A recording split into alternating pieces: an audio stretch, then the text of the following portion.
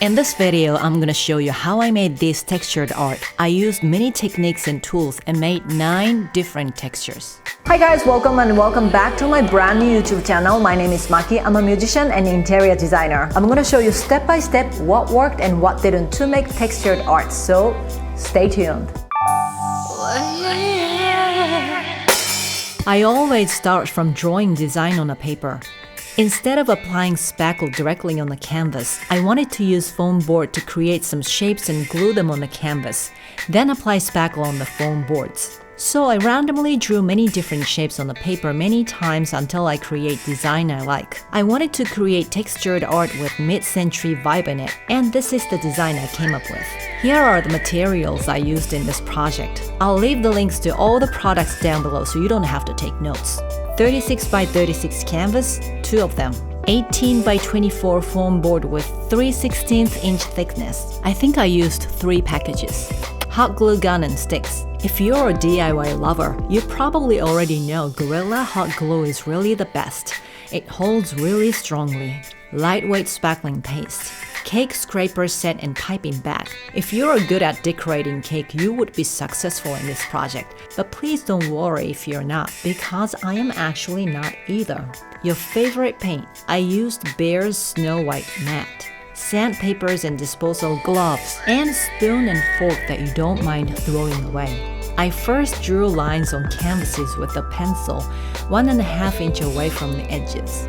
To draw curved lines, I gathered round items I had in my house, which were my hat, a pan lid, and flower hoops I used for a different DIY project, and a side table.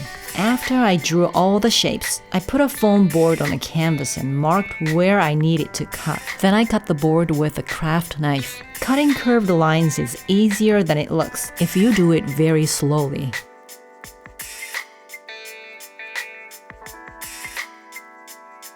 I wanted to make the shapes with 3-dimensional and uneven surfaces. So instead of using only 1 sheet of foam board, I glued 2 sheets or 3 sheets to increase the thickness for some parts. Then I glued them on canvases. Here are the parts with 1 sheet. And here are the parts with 2 sheets. And here are the parts with 3 sheets. I hung canvases on the wall to see how it looked, and I thought I already liked it. Before applying spackle, I actually first applied some sort of concrete stuff. My favorite YouTuber showed how to create feather concrete touch. I thought it was very cool, so I tried it, but it seemed like I got a wrong product and it became very weird. So after it got dried, I ended up smashing it with a hammer. So I warn you, make sure to get exactly the same product, not a similar one, because outcome could be very different. That's why the board and canvas look a bit dirty. But anyway, I decided to change the direction and apply the spackle on it. For most of the parts, I first spread it with a flat cake scraper and made the surface as clean as possible. I recommend wiping the spackle with another hand and clean the scraper after each stroke so it wouldn't make the surface messy. For this texture, I used a scraper that has jagged edge. This style has been very popular among many DIY YouTubers, so you have probably seen it already many times. It gets difficult to create curved line when it becomes narrow, so I had to redo it a couple of times, and I ended up creating only straight lines inside of the big curves. For this texture, I made a flat surface first, and then I used the side of flat scraper and kind of scraped the spackle randomly. I think you can create this with a palette knife if you have one. For this one again, I made a flat surface first, then I used smaller flat scraper and slided it and spread the spackle. For this one, I didn't create flat surface, but I put the spackle in the piping bag and squeezed out thin lines directly on the board. I didn't use any piping tip, I just cut off the tip of the piping bag.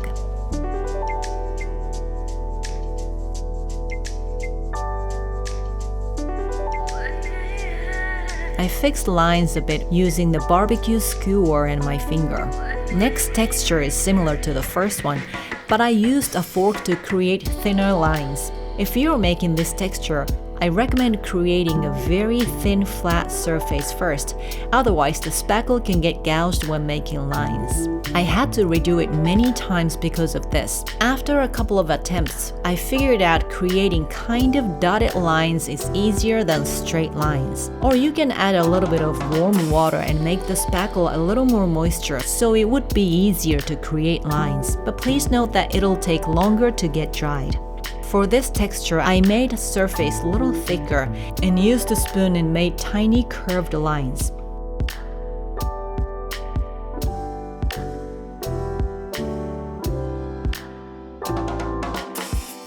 I needed a clean hand for this texture.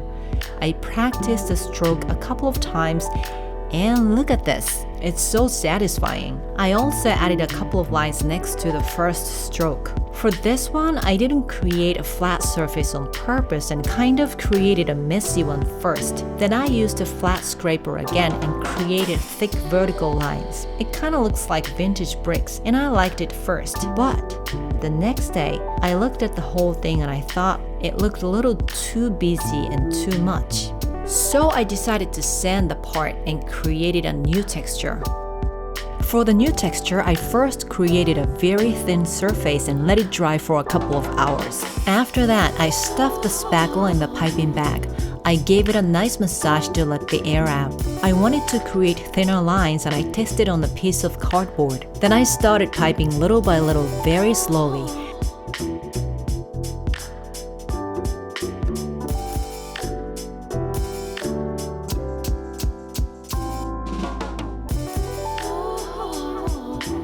I used a bamboo skewer and my finger to fix the part I messed up. It took a long time to finish, but I ended up enjoying creating this texture the most.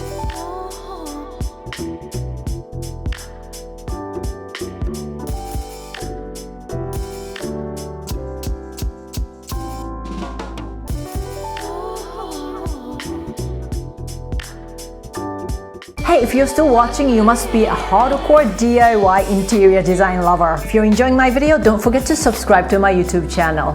I also would like to inform you that I offer an interior design service where I design clients' homes, offices, and shops worldwide. I offer online consultation, customized design, and create custom mood board like this. I also offer DIY ideas and instruction. Send me a message if you're interested in my contact information is down below. Now let's get back to the rest of the tutorial.